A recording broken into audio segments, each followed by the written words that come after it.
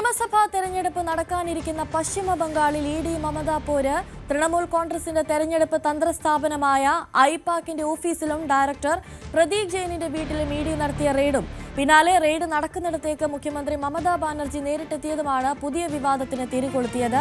ED നടപടികൾ രാഷ്ട്രീയ പ്രേരിതമെന്നാരോപിച്ച് മമതാ ബാനർജി ഇന്ന് കൊൽക്കത്തയിൽ പ്രതിഷേധിക്കും. തൃണമൂലിന്റെയും ഇഡിയുടെയും ഹർജി കൊൽക്കത്ത ഹൈക്കോടതി ഇന്ന് പരിഗണിക്കും. രാകേഷ് ചേരുന്നുണ്ട് കൂടുതൽ വിവരങ്ങളുമായി. രാകേഷ്, മമതാ ബാനർജി കൂടുതൽ പ്രതിഷേധത്തിലേക്ക് കടക്കുന്നു. ഇഡി മമതാ പോര് കടുക്കുകയാണോ?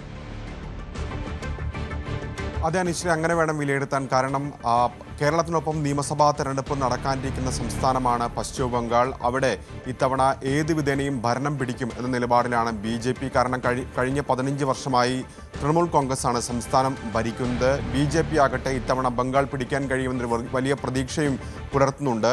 ഇതിനിടയിലാണ് പുതിയ നീക്കങ്ങൾ, രാഷ്ട്രീയ വിവാദം, പ്രത്യേകിച്ച് ഇഡി റെയ്ഡുമായി ബന്ധപ്പെട്ടുണ്ടായ രാഷ്ട്രീയ വിവാദം പുതിയ രാഷ്ട്രീയ വിവാദങ്ങൾക്ക് വഴി തെളിയിച്ചിരിക്കുന്നത്. കാരണം ഇന്നലെയാണ് പ്രദീപ് ജെയിനിൻ്റെ വസതിയിലും ഓഫീസിലും ഇഡിയുടെ റെയ്ഡ് നടന്നത്. പ്രദീപ് ജെയിൻ തൃണമൂൽ കോൺഗ്രസിൻ്റെ തെരഞ്ഞെടുപ്പ് തന്ത്രം കൈകാര്യം ചെയ്ത അദ്ദേഹത്തിൻ്റെ സ്ഥാപനമായ ഐപാക്കാണ്. ഒപ്പം തൃണമൂലിൻ്റെ IT വിഭാഗം കൈകാര്യം ചെയ്യുന്നതും ഐപാക്കാണ്.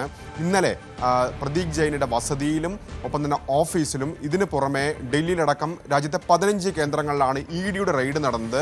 ഇഡി പറയുന്നത് കാരണം കള്ളപ്പണം വെളുപ്പിക്കൽ കേസുമായി ബന്ധപ്പെട്ടും ഒപ്പം തന്നെ കൽക്കരി ഇടപാടുമായി ബന്ധപ്പെട്ടുകൊണ്ടാണ് പ്രദീപ് ജെയിനിൻ്റെ ഓഫീസിലും വസതിയിലും റെയ്ഡ് നടന്നത് എന്നാണ്. ഈ റെയ്ഡ് നടക്കുന്ന ഘട്ടത്തിൽ ആദ്യം ഓഫീസിലേക്കും പിന്നീട് പ്രദീപ് ജെയിനിൻ്റെ വീട്ടിലേക്കും മുഖ്യമന്ത്രി മമതാ ബാനർജി തന്നെ നേരിട്ട് എത്തുകയായിരുന്നു.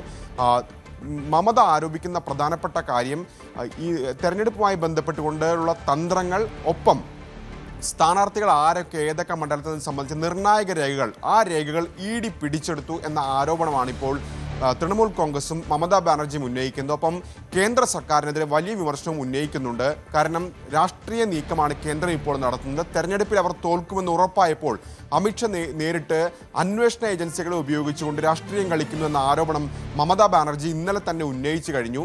മാത്രവുമല്ല, താൻ ഇത്തരത്തിൽ BJPയുടെ ഓഫീസ് റെയ്ഡ് ചെയ്താൽ എന്തായിരിക്കും സ്ഥിതി എന്ന ചോദ്യം കൂടി മമത ഉയർത്തുകയാണ്. അങ്ങനെ ഒരു രാഷ്ട്രീയ വിഷയമാക്കി ഇതിനെ മാറ്റുകയാണ് ഇപ്പോൾ മമതാ ബാനർജി. ഇന്നലത്തെ പ്രതികരണം കൊണ്ടും മമത ഏതായാലും അവസാനിപ്പിക്കുന്നില്ല. ഇന്ന് മമതാ ബാനർജി വലിയ പ്രതിഷേധം നടത്താൻ തീരുമാനിച്ചിട്ടുണ്ട്. പ്രത്യേകിച്ച് ജാദവ്പൂരിൽ ബസ് സ്റ്റാൻഡിൽ നിന്ന് ഹസ്രേ മൊറയിലേക്കാണ് മമതാ ബാനർജി ഇന്ന് ഉച്ചയ്ക്ക് പ്രതിഷേധ മാർച്ച് നടത്തുക. അങ്ങനെ ഇഡി റെയ്ഡ്, കേന്ദ്ര ഏജൻസികളെ ഉപയോഗിച്ചുകൊണ്ട് രാഷ്ട്രീയമായി വേട്ടയാടൽ, ഏത് വിധേനയും ബംഗാൾ പിടിക്കാനുള്ള ശ്രമം നടത്തുന്നു എന്ന ആരോപണമാണ് ഇപ്പോൾ ഏതായാലും തൃണമൂൽ കോൺഗ്രസും മമതാ ബാനർജിയും ഉന്നയിക്കുന്നത്.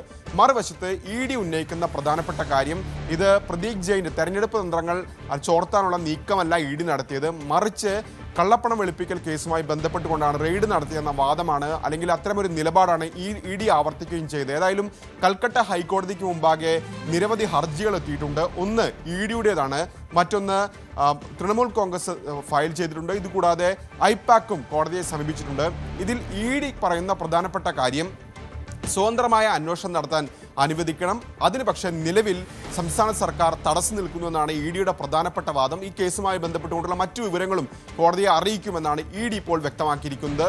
തൃണമൂൽ കോൺഗ്രസ് ചൂണ്ടിക്കാണിക്കുന്ന പ്രധാനപ്പെട്ട കാര്യം, അന്വേഷണ ഏജൻസികളെ നേരത്തെയും രാഷ്ട്രീയമായി ഉപയോഗിച്ചിട്ടുണ്ട് കേന്ദ്ര സർക്കാർ. ഇപ്പോൾ തെരഞ്ഞെടുപ്പ് അടുത്ത സാഹചര്യത്തിൽ അത് വീണ്ടും അത്തരം നീക്കങ്ങൾ സർക്കാരിൻ്റെ ഭാഗത്തുണ്ടാകുന്നു. രാഷ്ട്രീയമായ ഇടപെടലാണ് ഇപ്പോൾ ഉണ്ടായിരിക്കുന്നത് ഇഡി റെയ്ഡ് എന്നാണ് തൃണമൂലിൻ്റെ ആരോപണം. ഐപാക്കും ഏതായാലും കോടതിയെ സമീപിച്ചിട്ടുണ്ട്. ഏതായാലും ഇന്ന് കോടതിയുടെ നിലപാട് എന്ത്, കൽക്കട്ട ഹൈക്കോടതിയുടെ നിലപാട് എന്ത് എന്നുള്ളത് നിർണായകമായ കാര്യമാണ്. ഇന്ന് 11 മണിയോടുകൂടി ഈ ഹർജി കൽക്കട്ട ഹൈക്കോടതി പരിഗണിക്കും. ഒപ്പം രാഷ്ട്രീയമായി തന്നെ ഈ വിഷയത്തെ നേരിടാനാണ് ഇപ്പോൾ തൃണമൂൽ കോൺഗ്രസിന്റെ തീരുമാനം. അനുശ്രീ, ശരി. രാകേഷാണ് കൂടുതൽ വിവരങ്ങൾ നൽകിയത്.